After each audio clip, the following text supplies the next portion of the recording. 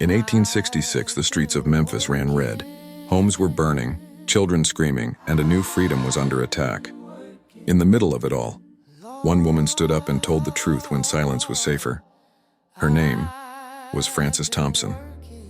In 1876, a decade after she testified before Congress about one of the worst racial massacres in American history, Frances Thompson was arrested in Memphis, Tennessee.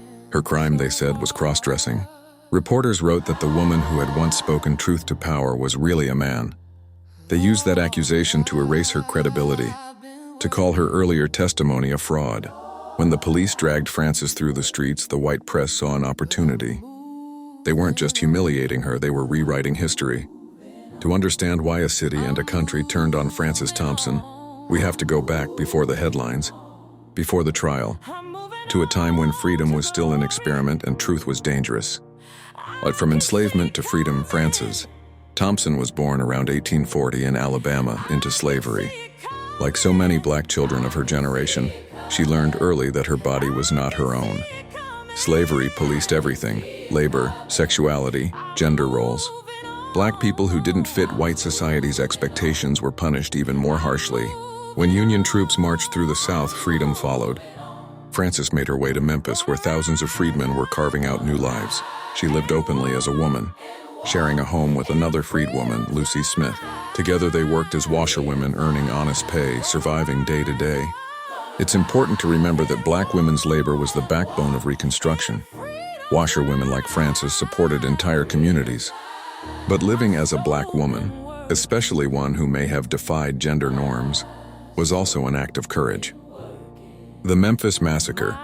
On May 1, 1866, violence erupted between white policemen and black Union veterans. Over 3 days, white mobs, many of them lawmen, set fire to schools, churches, and homes. They killed nearly 50 black residents.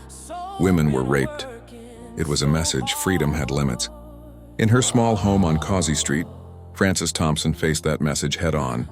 She and Lucy were attacked by a group of white policemen. They were beaten, robbed, and sexually assaulted. When the gunfire stopped, most survivors kept silent. Frances did not. The testimony weeks later, Congress convened a special committee to investigate the massacre. Frances Thompson traveled to Washington, alone, ill, and still healing, to tell her story. They broke the door. They came in and struck us, saying no colored woman was safe. They did as they pleased. That testimony was revolutionary. A poor, formerly enslaved black woman stood before Congress and accused white policemen of rape. She was among the first in American history to give public testimony about sexual violence. Her words entered the official record. They helped expose the Memphis Massacre as a state-sanctioned act of racial terror. For a moment, justice seemed possible, but the promise of Reconstruction soon collapsed. Federal troops withdrew, and white supremacy returned with a vengeance. By the 1870s, the South was rewriting its own story, erasing the violence, blaming the victims. Frances Thompson's name resurfaced only when it could be used against her. In 1876, police raided her home and accused her of wearing female attire. It turns out the Memphis witness was no woman at all. For the white public, the revelation was not about justice, it was spectacle. For black communities, it was devastation. Whether Frances was transgender, intersex, or simply living as she felt true, we may never know. What we do know is that her identity was used to destroy her credibility. Her courage threatened the very structure of post-war America. Legacy and erasure. After her arrest, Frances was sentenced to work on a chain gang. The woman who once stood before Congress now wore shackles again. It's heartbreaking. She spoke truth about racial and sexual violence, and for that, she was punished twice. First by her attackers, then by history itself. Frances Thompson died soon after her release in poverty. Her burial site is unknown, but her testimony remained, tucked away in congressional archives until historians rediscovered it a century later. Closing reflections. Frances Thompson's story forces us to ask, who gets to tell the truth?